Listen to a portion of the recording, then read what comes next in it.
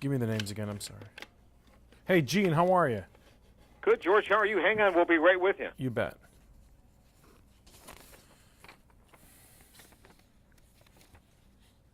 Okay.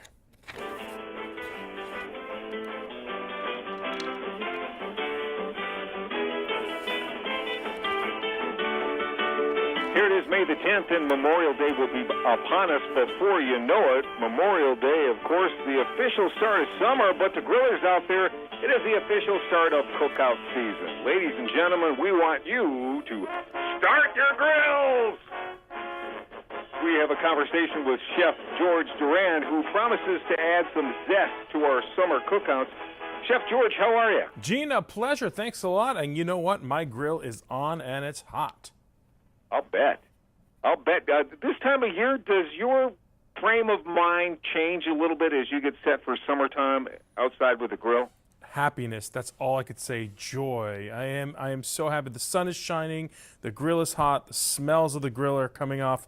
Yeah, it makes me happier. Everyone. It's not just the sunshine. It's the grill, the foods that you make on the grill. So I was trying something different last night. I was trying a marinade on some chicken, and it was a Mexican marinade, and it was orange juice and lime juice and salsa and a few other things, but it didn't do justice to the chicken. It didn't keep it moist. How come? Yeah, you know, sometimes marinades have difficulty penetrating chicken, the protein that is chicken. The secret to a good chicken is to use a thermometer. Get a good instant read thermometer and cook it to 160 degrees, just to that point. Remove it off the grill. If you overcook chicken, it gets dry very, very quickly, particularly the breast. I was trying to put a twist on it. I'm not as good as the twist that you put on some of your things on the grill. Yeah, you know, actually, this year, my big thing right now, it's going to be the burgers. For me, I'm kicking it off throughout the entire summer with burgers. So listen to this. Omaha Steaks actually makes 14 varieties types of burgers, and that's the big thing right now. They have things like filet mignon, brisket burger, bison burger, salmon burger, pollock burger, you name it. So for me, the quality and the variety of burgers are going to change the way I grill this year. And these guys are a fifth-generation family-owned company. They provide really premium, all-American grain-fed beef and gourmet foods for over 100 years. And on this Wednesday, May 16th, for one day only, Omaha Steaks, actually, you can get 8 burgers for just $5 at any one of their stores for Father's Day or just straight-up grilling. And they even have these chef-prep toppers like crispy onion and jalapeno, mushroom and blue cheese tomato jam. They're like frozen fresh in these no-fuss metal trays. Throw them on the grill, and you heat them up and serve them directly on their burgers. So kind of the burger seems to be kind of the new trend or the big trend, especially gourmet kind of higher end burgers. That's the trend I'm seeing this year. I totally, and this is Cynthia, by the way. Hi, Cynthia. Chef George. Hello. Hi, and we totally love burgers. We love Omaha Steaks and all the stuff that comes with them. I love the sides and the potatoes, and I even love the fish that they have that's stuffed. It's with crab meat and everything. Those are so good. But my question for you is, how do you take a turkey burger and make that good? You add bacon to it. Simple as Yay. that. Everything's better with bacon, isn't it? Absolutely. Well, you know, you want to add turkey is very lean. So I have a fantastic turkey burger that I use. But I believe it or not, I grind up a little bit of bacon and I turn it into almost like ground bacon and I add it into the turkey. So it's important that you add something fatty to the turkey itself. Another thing you could do is get a quality bun.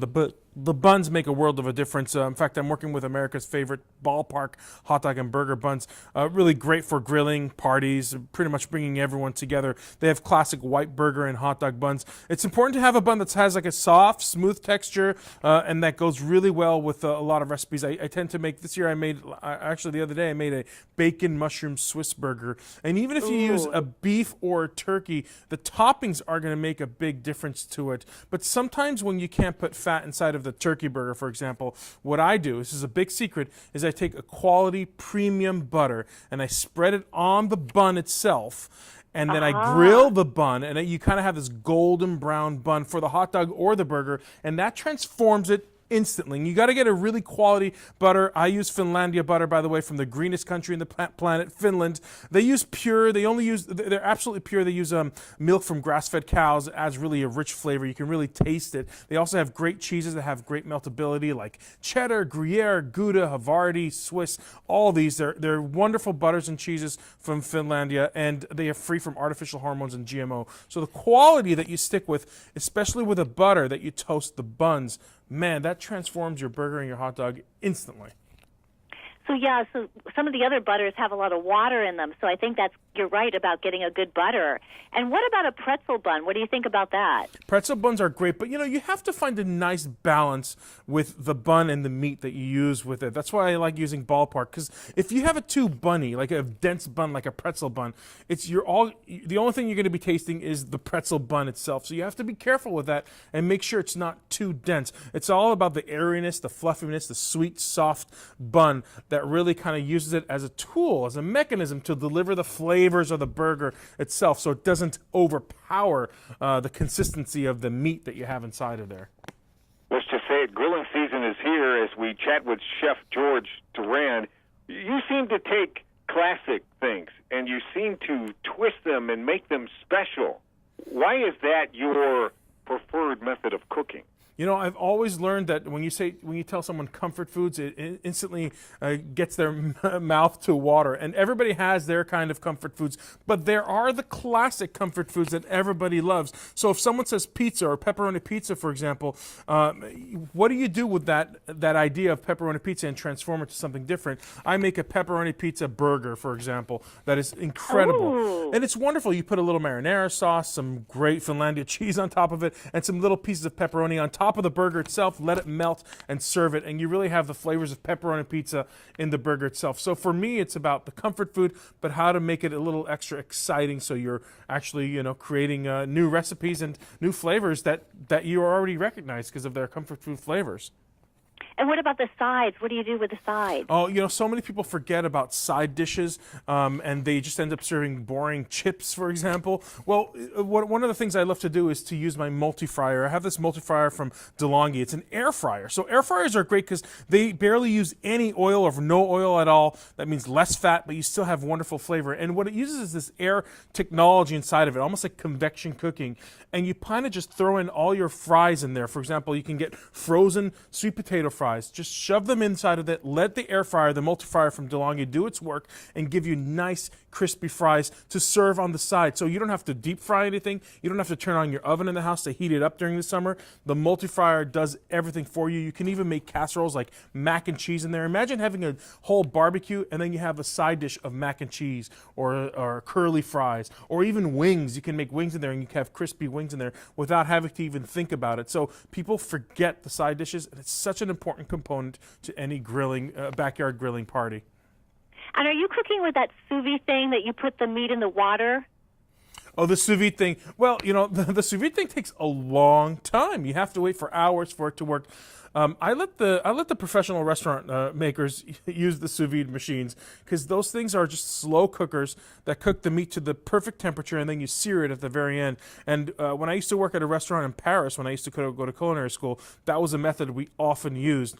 But let the restaurants do the 6-hour, 8-hour cooking techniques, and I kind of let them work with that. I like to go directly on the heat, on the grill, or kind of like a set it and forget it situation, so I don't have to think about too much of it. I have 2 kids. Who has time to sous vide these days? Well, I like my meat grilled when I'm having like a really good filet mignon. I like it grilled Pittsburgh. Do you ever do that? Yeah, the filet mignon is you have to be very careful with the filet mignon because there's really no fat inside of it, but it's super tender. So it's really important that you have a nice crisp side. You have to grill it really nice so you have a nice Maillard golden crust on both sides of the filet mignon. So that's a tricky one. You got to be very careful with the filet mignon, and by all means, never order a filet mignon well done. Oh my goodness, I will leave the table right away. That's commie. Yeah.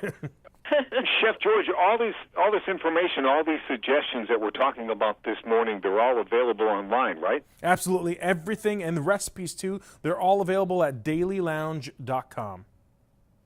And I just want to tell you that anytime we're having a barbecue at my house, you are invited. You don't even need to ask. I'll wash the come an hour dishes, early. Gene. Come on, I'm coming over. I'll even wash the dishes Yeah, if you for invite sure. me. Thank you. Jeff, George, thanks for the information and great ideas. Thank you, Chef George. Have a great day. Thanks, Gene and Cynthia. Take care.